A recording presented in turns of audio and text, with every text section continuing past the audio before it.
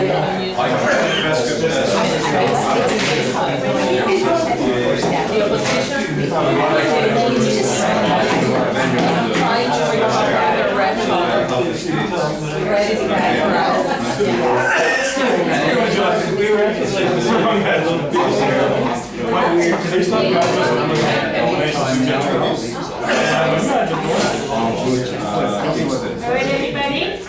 welcome to the first of hopefully many more. And we look forward to hearing Rabbi Tanger awaken us. That's right. All right, so first of all, I'd like to thank the association, the Sephardi Association of Ottawa, and for organizing this lecture. Like you said before, like the President said before, there will be a not a one-time thing, a continuous meeting that we're going to have, and this way our association will become a community, not just an association. We want to be more than just associating ourselves. Here, yeah. Yes.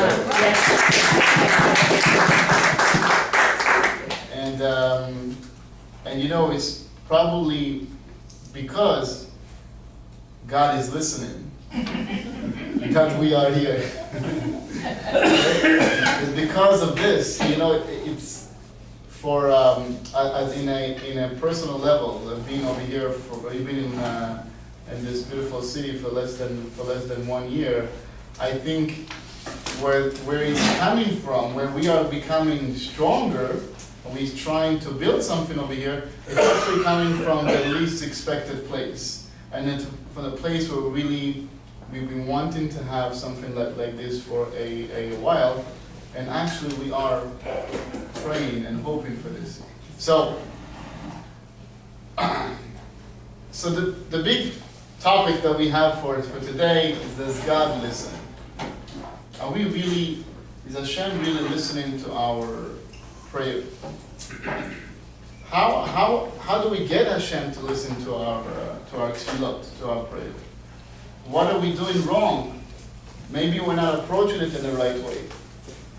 What is a step necessary for us to feel this connection that Hashem is listening to our tefillot? So the first thing, you know, only last week, I noticed that this week it's going to be actually the weekly parasha. It's going to be Parashat Va'etchanan, when Moshe Rabbeinu is begging Hashem to go into Eretz Israel.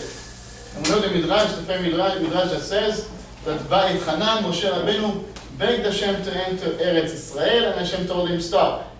One more time you're asking me to go into Eretz Israel, I'm going to have to let you in.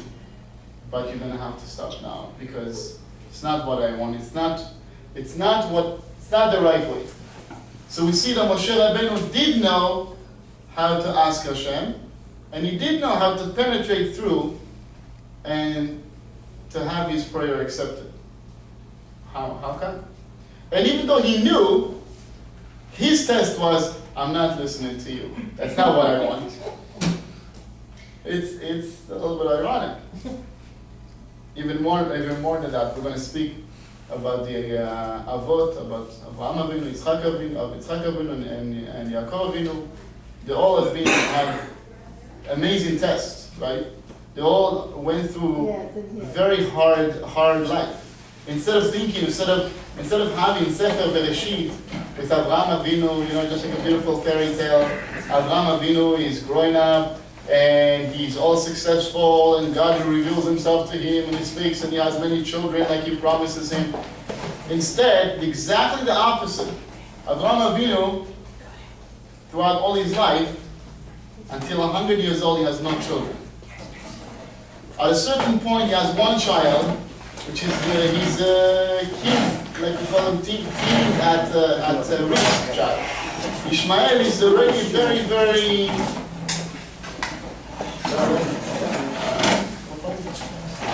Ishmael is already very, very in trouble. He had to send him out. And then finally he has Yitzchak. Yitzchak is born. He has the whole test with the Akedah. So, and Yitzchak also, they give him a woman to marry. She's 3 years old. 3 years old. And they go and they get married after many years of that they weren't able to have any children. And when a baby is born, the only thing you say, I hope he's not hairy. What comes up? Esav, he's all hairy from head to toe. They say he even had a beard on it. And Esav is always chasing Yaakov, wants to kill him. The whole Bereshit, the whole beginning of the story of Avraham, Yitzchak, and Yaakov, problems after problems. How come? We have to understand something. When we say that we want Hashem to listen to us, we want to be able to approach Hashem.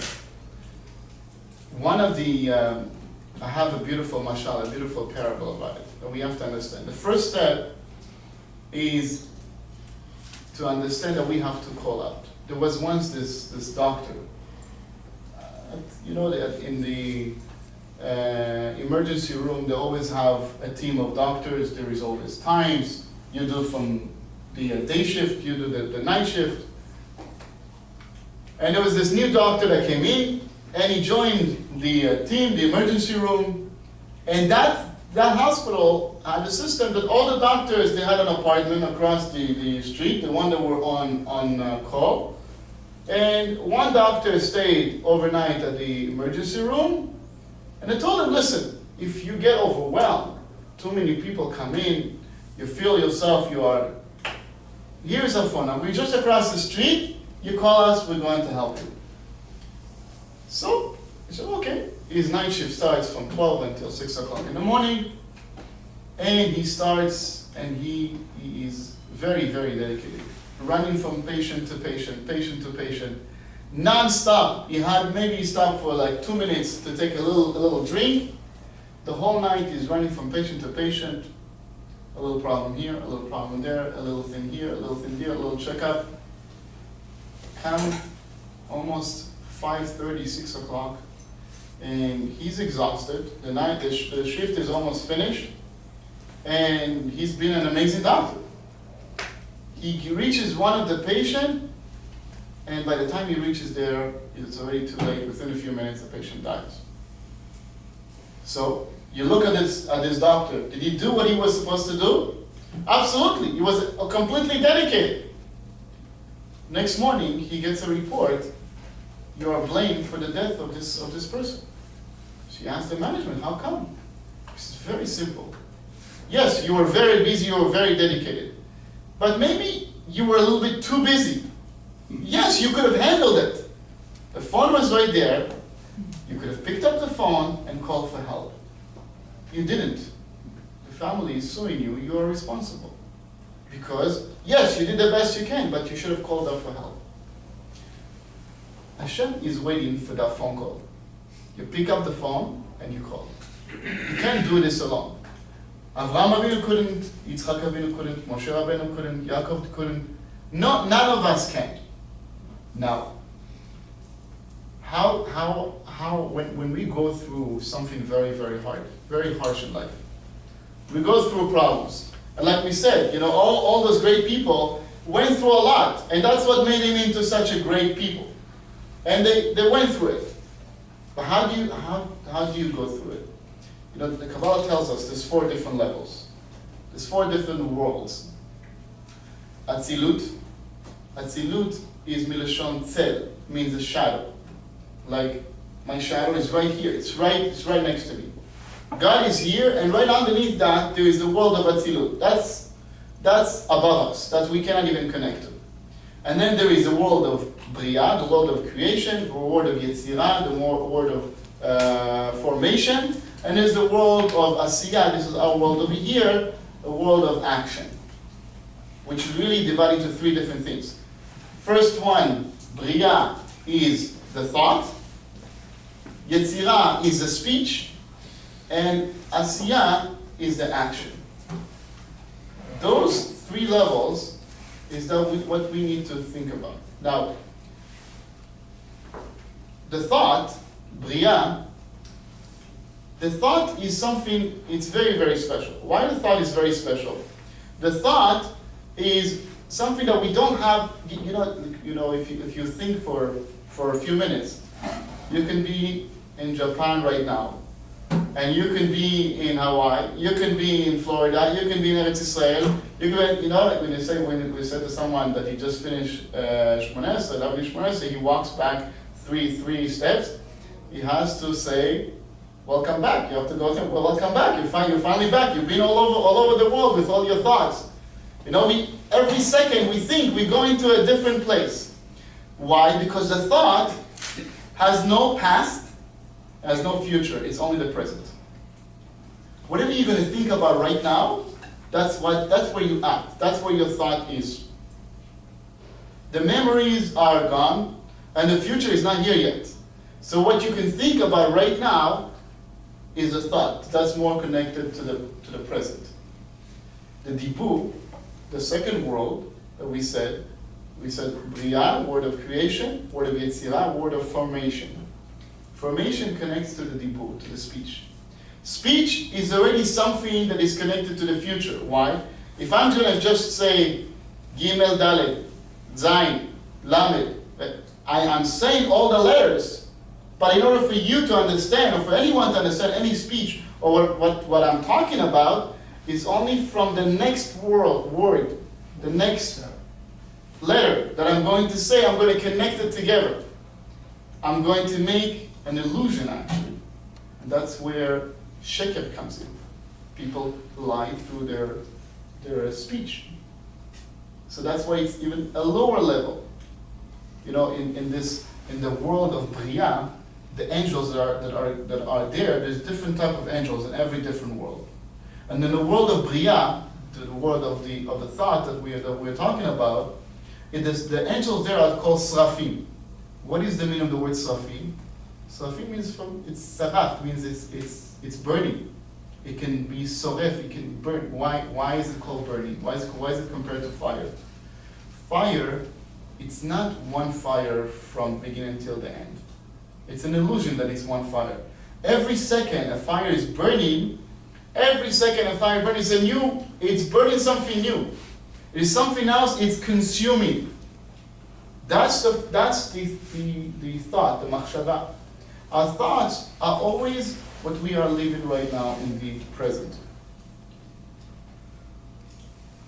And that's exactly what we have to have over here.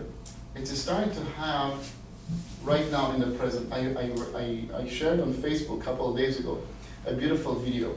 I don't know if some of you saw it or not. A beautiful video about this Rabbi. He speaks about the relationship between the couple. By the way, tonight is Tu B'Av. Tonight is Tu B'Av. Anyone heard about Tu B'Av? Tu B'Av is actually the Jewish Valentine's Day. Okay? Tonight in Israel is the most wanted date for marriages ever. You have to book like 3 years ahead. Not kidding. Okay? My cousin is married. Your cousin's getting married tonight. Yeah. Okay? Yes. You see, it's very, very famous. A lot of good things happen today. And one of the main things that used to happen today, that's why this day is so special for the wedding, is in this day, the Shvatim, the tribes, were allowed to marry each other. So let's say if someone wanted to marry a woman from another tribe, he couldn't. Even though everyone married their own tribe. So in that day, they were allowed to marry with everyone together. And in that day, there was a special day where all the ladies used to wear white gown. In order to everyone should feel the same way. Everyone wear the same gown. They go outside and they will meet. There was a day that everyone met, and a lot of people got married. Another reason for the specialty of this day the simple one, is that Tisha B'Av, we just passed, right? On Shabbat we had Tisha B'Av. Tisha B'Av was the day, we know, the day of the destruction, the first Bet HaMikdash and the second Bet HaMikdash, but it all started from the time when we were at the desert, in the Midbar, and we sent the spies out, and the spies came back, and they told us, yeah, we can't, we sat down and we cried. We sat down, when we cried, God said, Hashem said, oh yeah, you're crying for nothing? I made all these miracles for them not to realize that 12 spies are walking on the main road saying, oh, we are here to spy, and instead of that you're saying, oh, everyone, there was funerals everywhere, everything was just weird, the fruits were like this. He's crying for nothing? Okay. All of you are going to die in the desert. How did they die? Every year in Tisha B'Av, everyone went and they dug their own grave. And they lie down in it. They lie down in that grave and they say bye to all the family. They knew between 20 to 50, everyone lie down in their own grave. That night, one said goodbye. Imagine this, Hashem Yishmael, right? Going to sleep, maybe I'm not going to wake up, so if I don't, cover up. Everyone went like that for 40 years. The 40th year, Tisha B'Av, they lie down in a grave, they wake, everyone wakes up. They say, oh, what's going on? Oh, maybe we made a mistake. Let's lay down again in the grave, another night. It's okay. Maybe the moon, maybe it's not, we didn't do the right calculation. So they lie down a second night, at the 10th day of Av. Everyone wakes up in the morning again. So what's going on over here? They did that until the 15th day of the month. Why the 15th day of the month? In the middle of the month, the moon is full. And they knew for sure Tisha B'Av passed. The decree was canceled. They were very happy. But the Kabbalah tells us something even more beautiful. Why Tu B'Av, the 15th day of Av, is a very special day with what that is so important about the unification between a man and a woman. And the same thing, a relationship between us and God, is on the same exact level as well. We know the Song of Song, but Shlomo HaMelech is all about the unification between a man and a woman, and it's the highest secret between us and God. Look at this. What day of the year we know that the man was created? What day of the year is it? Of the week, maybe? No, what day of the year? Rosh Hashanah. Rosh Hashanah, right? We say Hayom Ha'at Olam. Today, we were created. That means that Rosh Hashanah was Friday of the creation of the world. That's when Adam was created. 6 days before that, that was the first day of creation. 25th day of Elul is the first day of creation. Go 40 days back from Rosh Hashanah, it's 15th of Av. What's the connection?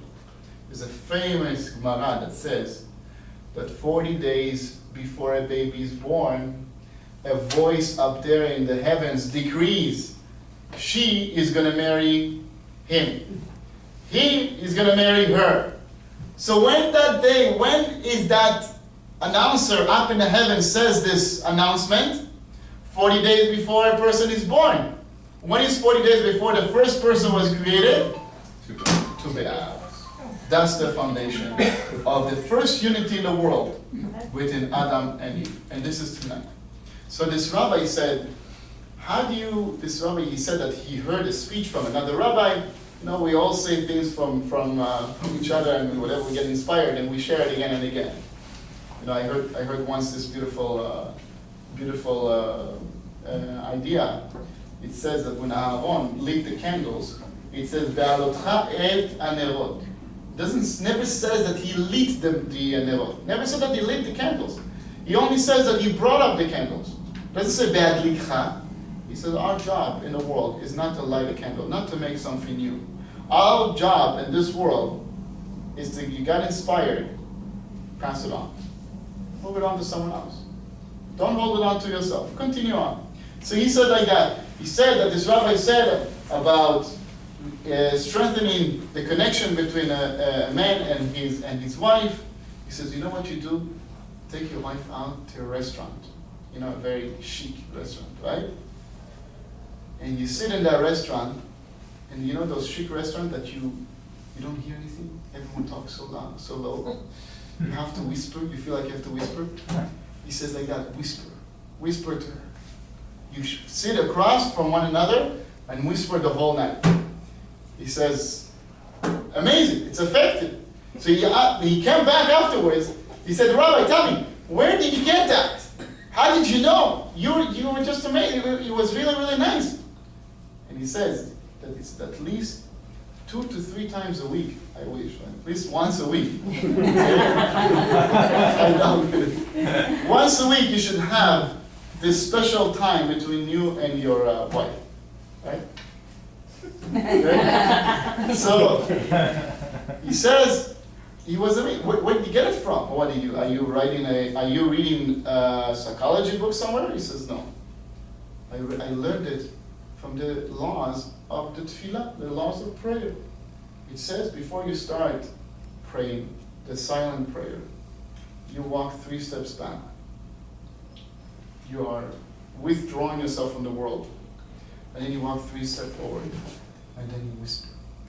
You are in intimacy with God. You are in an intimate connection. God is right there listening to you. And you have no idea. We have no idea how much He's sitting there like on the other side like this, listening to every single word we say. How much He's waiting to hear that request, like we said, like this doctor, that he's to blame because he did not make that phone call. Because he's there waiting to hear that request from us.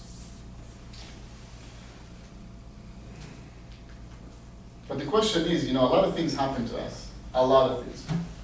Many different, life, we know it's a road that goes up and down and sideways and that. And a lot of times we don't read the right messages. And we think, oh my God, what's going to be? This is like that, and this is like that. Oh, my past is ruined, now I can't do anything. But we have a problem. And like we spoke before, we're going to talk about it even more. And we need to focus on the present. And we need to learn what we hear and how to interpret it. Sorry to say this, but that's for the sake of this subject. A man walks into a public bathroom. He sits down. He hears a voice. Hi. Hi. He answers back. Hello. He says, how are you? He's like, okay. He says, what are you doing? He says, then he hears, okay, sweetie, I'm going to have to call you back. This guy next door. That's called misinterpreting the moment. That's a lot of time our problem. We do not understand what's happening to us. We think that, oh, that's it, it's finished, I can't do anything, I can't do this anymore, everything is just down, Hashem doesn't want me to do this. It's not like that at all. Like we said before, the test we're going to have it's nothing to do because Hashem is disappointed of you. God forbid. Opposite. Maybe what you're going through is what's going to make you better. We are in the midst of the Olympics, right? We all know very, very well that the Olympics train very hard for years at this moment, sometimes the whole life, to win a bronze medal. Okay? The Israeli one, bronze medal, they're happy, the moment of their life. You should know that they have very good trainers.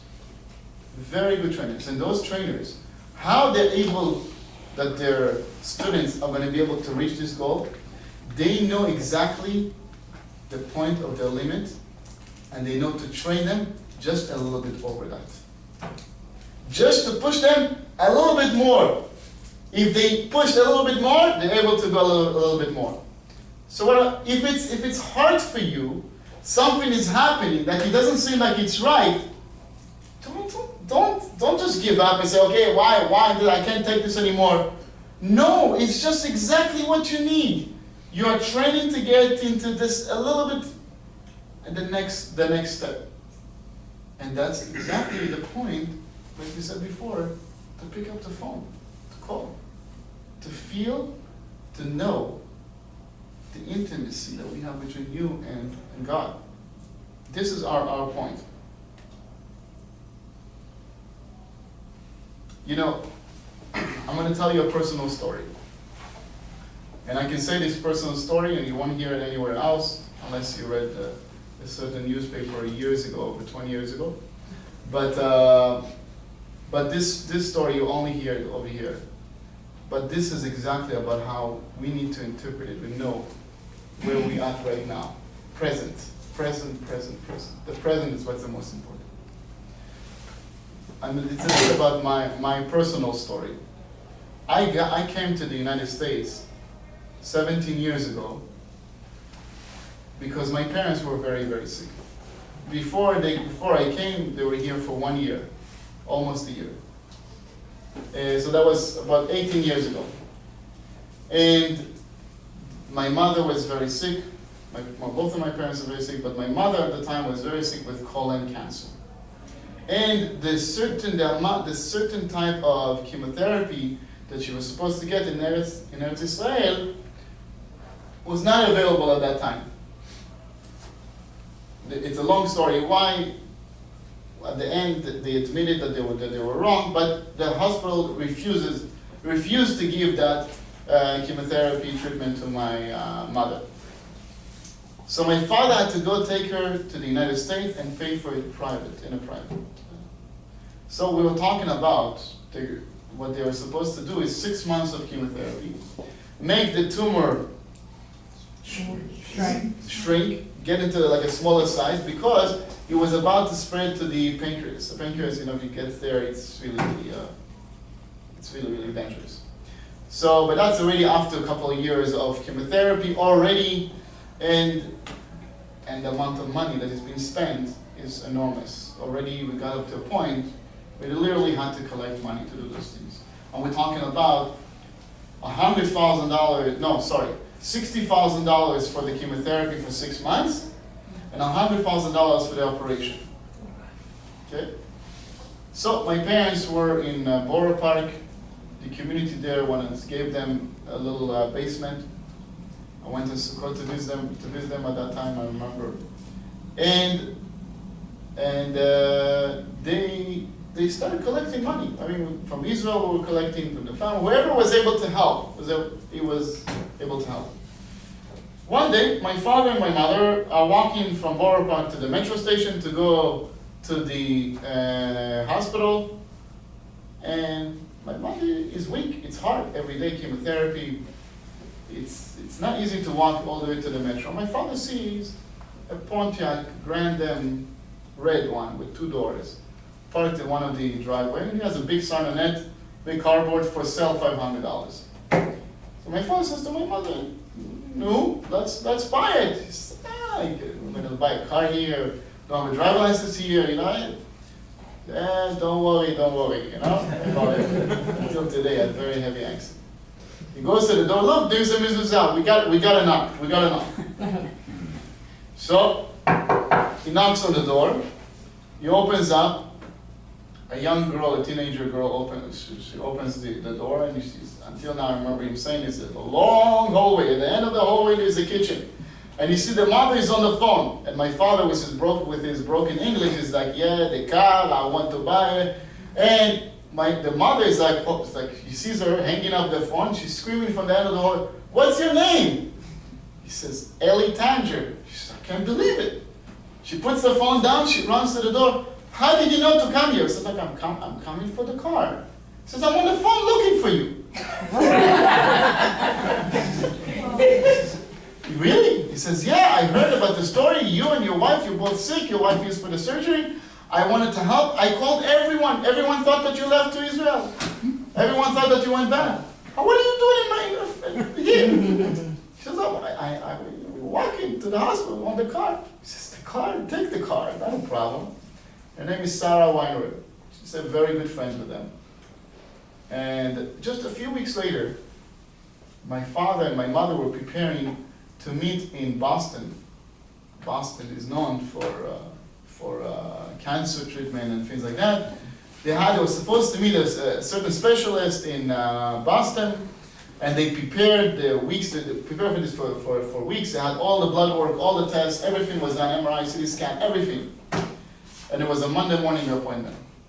And this lady that stayed good friends with them, she said, listen, you got the car now. Don't drive in on Monday morning or early in the morning. It's 2-hour drive from Brooklyn to Boston, about 2 hours, 2.5. I'm going to arrange for you a place to sleep for Shabbat. You go for there for Shabbat, you relax. Sunday, you relax. Monday morning, you go to the hospital. She says, fine. See, it was a winter time, the beginning of the winter. They leave at like 11, 12 o'clock. They leave, they drive an hour and a half, 2 hours. My father says, I don't understand. He has to stop at a gas station. He finds a payphone, he calls Sarah, and he says, I don't understand. I don't see one sign. He doesn't read English well until today, but he says, I don't see one sign that says Boston. He says, well, what do you mean? What do you see? I said, I see Baltimore. He says, oh, you took the I-95 south instead of the I-95 north. You went the wrong way. 2 o'clock, Shabbat is coming in. How are you going to do this? She says, okay, don't worry. Continue on to Baltimore. Go off over there. I'm making phone calls right now. I'm going to arrange for you a place to stay for Shabbat in Baltimore. So it's fine. So he goes to Baltimore. They arrange for them Shabbat over there by family. Father goes to shul on Friday night. And he says, like we said before, I'm here. What am I going to do? So he goes around and he asks, tell me, any doctor in the crowd? They point him on a guy. I forgot his last name. I remember his first name was Aharon. I forgot his last name right now. So he goes up to him and he says, listen, can I meet with you after Shabbat? Yes, no problem. After Shabbat, you can come to my house. What is this about? I want to talk to you. Fine. Gives him the address. He asks the people, where does this doctor lives? Okay. After Shabbat, my father takes the file with all the medical papers. And he goes to him and he says, look, we're here from Israel. My wife has colon cancer. Explain. It was for surgery. He says, we were on our way to Boston. We made a mistake on the road. You have to go to Boston. The doctor started tearing up. Tears were coming down from his cheeks. He said, why are you crying? He goes to him and says, who told you to come to me? He said, I don't know, I just asked him, sure, tell me a doctor. He said, well, yeah, but why did you come to me? I don't know, that's the second time I meet you, that's all. He says, I'm the head of the oncology department at the Johns Hopkins Hospital. Wow. He says, don't go to Boston on Monday. Boston is a research center. You don't want your wife to be a guinea pig. And he said, will you tell me that you're raising money for the $100,000 for the surgery? Don't worry about the surgery. You stay here. I'll make it for you at cost price. Wow. That doctor. He didn't say what cost price. It was like $15,000 instead of $100,000. Wow. It would happen on Hanukkah. So, what am I trying to tell you? Is that he could have said, I made a mistake on the way. I have another $100,000 to raise. For what? For this? Who knows if it's even going to work or not going to work? Instead, he forgot everything. He says, I'm here. I'm in the present. I'm here. There is a reason over here to be. We need to be connected to the higher level. Look, if we're connected to the level of Dibur, like we said, Olam HaYetzirah, the world of formation, everyone can lie, can deform things with their speech. Or even more, if we're talking about the world of Asiyah, the world of creation, to do something, you can have something, a building that is built, and the builder is long gone. He's not even here anymore. It could be a building of something that it could be completely deceptive, a lie. The only thing that is completely connected and true for what to you right now is the machshava, is the thought. And I want you to understand that when you look at the thought, right, at the machshava, it's just a brain. The brain is not, when you look at it, when you point at a person, where do you point at? When you point on the person, you point at the heart. Why you point at the heart? Why don't you point on the brain? The brain is a supercomputer. It's a supercomputer. It's not the source. What's the brain helping? It helps one place, the heart. Why? Because the heart feels. It feels the moment. We need to learn to be inspired by the moment, to live in the moment, to have the thoughts, the machshava, together connected with HaKadosh Baruch Hu, with God, at the moment. There's a rabbi of the Yeshiva of Hebron. It's one of the best yeshiva in the world. I'm not exaggerating. Yeshiva of Hebron, in the time of about 60 years ago, when Israel was formed, there was a horrible incident. The Arab went into that yeshiva of Hebron in Yerushalayim, and they murdered with knives, brutally murdered 12 boys. And the rabbi there, he was saved, Yaakov Chadash. He was saved. So he wrote a book, and he says in that book how he was saved. The Arabs killed two students right next to him, and they fell on him, and he fell with them, and he pretended to be dead. And the two boys that fell on him died. And he said when he was lying down on the floor, while they were killing everyone, he prayed to Hashem, he prayed to God that he should be saved. He's a big rabbi. And he said, I accepted upon myself 4 different things. I said, what can I do? I want to be saved. What Kabbalah? What is the things I can accept upon myself? You say, you know what, I'm going to be better in prayer right now. I'm going to concentrate better. I'm going to make sure that I say bracha in a nice way, slowly. He writes in his book, he said, you know how long that lasted? 10 days. If he says 10 days, maybe by us, a husband and a wife to go to marriage counseling. Yeah, I'm not going to do this anymore. I'm never going to do this anymore. It's just a matter of time, and he goes back. Why? There's one problem we have. Remember, we live in the present. If you are not inspired every second to continue to be inspired that moment you had before, then that's finished. It's the past. It's gone. The future is not here yet. The present is here. If you're going to continue inspiring yourself and telling yourself, yeah, you remember this connection I had? This is amazing. I have to rework that connection right now. I have to remake that beautiful intimacy that I have with God in that moment right now. How I'm going to redo this? How I'm going to relive this moment? We need to learn to continue on with that inspiration. Yaakov Avinu, if we go back to Yaakov Avinu, he goes, it says, Vayetze Yaakov. The Zohar tells us, Vayetze Yaakov, Vayelech Harana. The Zohar tells us, Yaakov is not just Yaakov. Everything that Avraham, Yitzchak, and Yaakov did is just their name, but it's really something for each and every one of us. It says, Vayetze Yaakov, Yaakov goes out. We all go out from one place to the other place. I had a Russian friend years ago. I meet him in a parking lot, in the underground, in the parking lot of the apartment building in Montreal. And Russian, they have these beautiful jokes, they made up those jokes, they're really, really unique. And he comes up to me and says, Rabbi, when is a Jew happy? Because he was just moving out of town. So he was telling me, when is a Jew happy? I'm like, okay, I don't know, tell me. He says, you know when a Jew is happy? When he's moving from one city to the other. He says, oh, it's not good here, but he doesn't know when he's going to get there, it's not good there either. So when is he happy? On the road. The present. It says, Vayetze Yaakov, Vayelech Harana. So Yaakov gets out, and he goes to Harana. And before he goes to Harana, it says, Vayishkav b'makom hahu.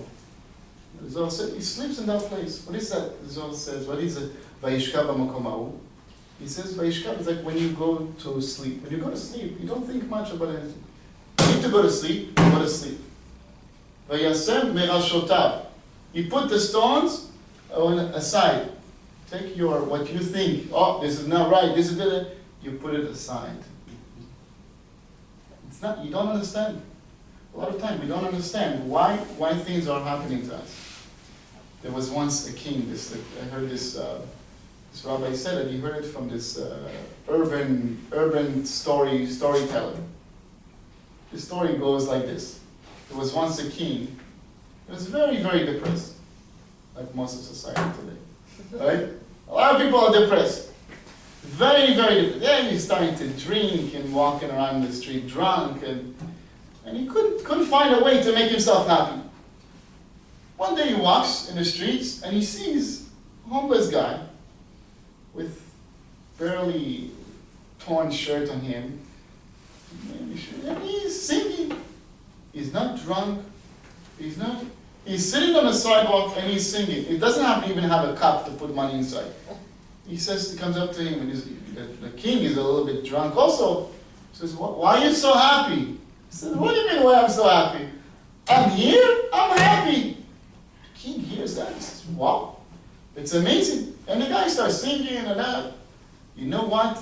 I'm going to make you in charge of happiness. You'll be my personal shadow. You're going to walk around me, sing. You're going to show me, you're going to inspire me with your beautiful positivity that you have to make me happy. And you know what? He was right all the time. He walked with him, and he's like, singing and making jokes. And he's a very, very happy person. The king is enjoying himself. So one day, a few weeks later, he goes hunting. The king goes hunting, and this guy, he's like Greenpeace, doesn't like all the hunting and everything, So every time the king is about to shoot, he cracks up a joke, and he starts to crack up, and then he misses. Every time he does something funny, and the king is getting upset. He doesn't want the king to kill the animal. Until one time he does it, and the gun goes like this, and he falls down, and the king's toe gets hurt, falls off, piece of the toe, the big toe. The king gets so upset. He said, what is that?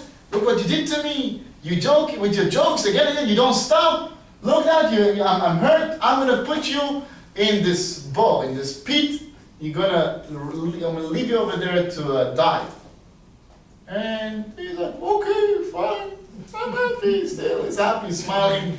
He said, yeah, but let me at least bandage your foot. He says, okay, but it's not going to help. I'm still putting in the pit. Yeah, don't worry about it. I'm not worried about it. He's all happy. He bandages him up. He puts him in a pit. And the king says, okay, now I can go hunting. He goes deep into the forest. And he's hunting. He's happy. This wild tribe of forest people catches him. And they caught him, they put him on this stick. It's an urban tale. Right? They bring him to the president, and the president had a son that was very sick. And their sorcerer said, how are we going to heal him? You have to get a whole person, and you have to cook him. And he's going to eat from that meat, and he's going to be healthy. So they prepared the pot, hot water. They're about to put him in. They put him in already, and they're waiting for the water to boil. All of a sudden, the sorcerer comes and says, hold on 1 second. Before you put on the fire, take him on. Let me just see.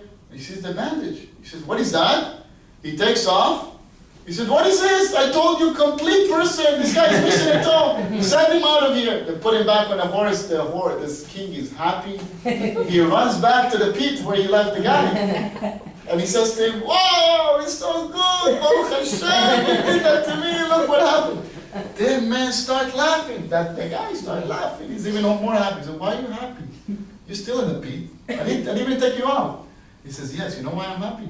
Because if I was with you, they would have taken me.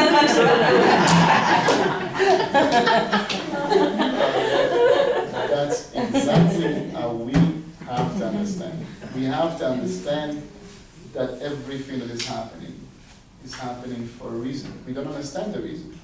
We have to, again, be inspired continuously. And that's why, again, like we said at the beginning, we want to be inspired continuously. And we want to continue on and to have this good feeling, this happy feeling of connected to Hashem, connected to our spouse. This not only, there's nothing to do with religious or Jews or not Jews even. What I'm saying right now is good for everything. It's good for every aspect in your life. People today, when you go to a job interview, what the first thing they're looking for is someone, we call it today in the outside world, enthusiastic. That person has this energy. Why? Because he tries to inspire others and himself continuously all the time. And that's why also, Baruch Hashem, it started from you guys, from this community, that it's not a one-time thing. We need to be reminded every so often. We need to continue on. Look at this. There's a Gemara that says, 3 things come behesech hadat. What is behesech hadat? Without you paying attention. 3 things. 3 things come like that. All of a sudden you do something, you're not expecting it, and it comes. What's the first thing? Mashiach. Mashiach comes, if everyone is expecting him, he's coming. He's not coming. He's coming, he can come any moment given, right? But he comes, the definition of Mashiach comes when we are least expecting it. That's why he says that Mashiach is going to come when time's going to be hard, and it's not going to be so good, and everyone is going to be just about to give up hope, and Mashiach comes. B'ezrat Hashem, it shouldn't be like that. We can be tach, yishena, it's a different subject for another time. A second thing is akrab. Akrab is a scorpion. A scorpion is also a type of animal. You're not expecting it. I was in Israel a few months ago. My brother tells me, in their living room, all of a sudden, from underneath the couch, a huge black scorpion comes out like that. Not even expecting it. I was walking out of the. He told me, look, a tiny little scorpion. You went and killed it. You never expecting it. You don't know it's there, and it shows up. The third thing is metzia. You find something. How many times you find a $20 bill on the floor in your life? And it's obviously in a time when you are the least expecting it. Shlomo HaMelech, King Solomon, says 2 verses that are completely contradicting each other. One he says, we say it every Friday night, very famous. Eshet Chaim mi imtza. What is imtza? You find. Like you find something on the floor, right? What the meaning is not to say, we find a woman like that on the floor. No, it's the opposite. We're saying that when in your lifetime have you found a $100 bill on the floor? Let's say once in your lifetime. Twice in your lifetime, unheard of, right? A woman is so rare that, a good woman is so rare that once in your lifetime, you'll find her. And it's so rare. So he says, wow, who will find a woman like that? It's very, very rare. In another place in Kohelet, King Solomon says the exact opposite. He says, Hare ani motze et haisha mar mimavet. You know what that means? I found a woman bitter than death itself. More bitter than death itself. Sorry. Okay? Mar mimavet. So then everyone asks, what do you mean? You said Eshet Chai mi imtza. Now you're saying I found a woman bitter than death? How can it be? So look at this. I heard once this explanation, and I find it very, very special.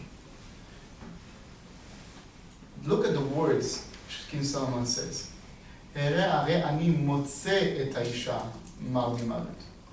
I found the woman bitter than death. Motze is in the past. Matzati, Motze. maybe in the future that is like toward in the present, that is more like, okay, motzei et ha'isha, I find her bitter than death. But then, what does it say about Eshet Chayil? Eshet Chayil mi'imtza. I found her, that's completely in the past, not in the present. What is he saying? King Solomon is saying, 50 years ago, I found that special woman. That special woman is Eshet Chayil. Every Friday night we re-say it again and again. Why? Because we want to remind ourselves to be inspired by that wedding night we had years and years ago. And we say to ourselves, Eshet Chayil mi'imtza.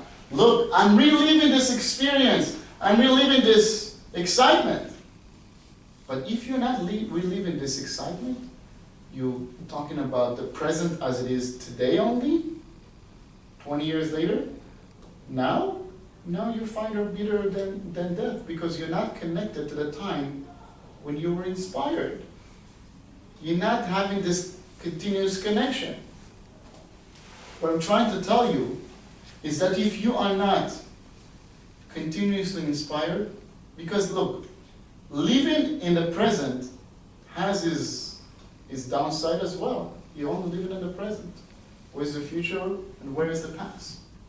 It's not there. There's no buildings. There's no speech, like we said before. There's no action. There's no machshav. There's no dibur. There's no speech and there is no action. So how are you living with this like state of mind, like we said, the olam ha'yetzira, the olam ha'briya, that you have to continuously inspire yourself. You have to continuously tell yourself, you remember how that was? Remember how much I was inspired last year in Elul? Last year when we had the slichot? Last year I heard the shofar blowing. Remember this? It's not enough that you hear it once a year. It's not enough that you hear it, that you have here a little bit, here a little bit there. We are human beings. We need to be continuously inspired by every aspect of our life. That's how we become better. That's how the athletes become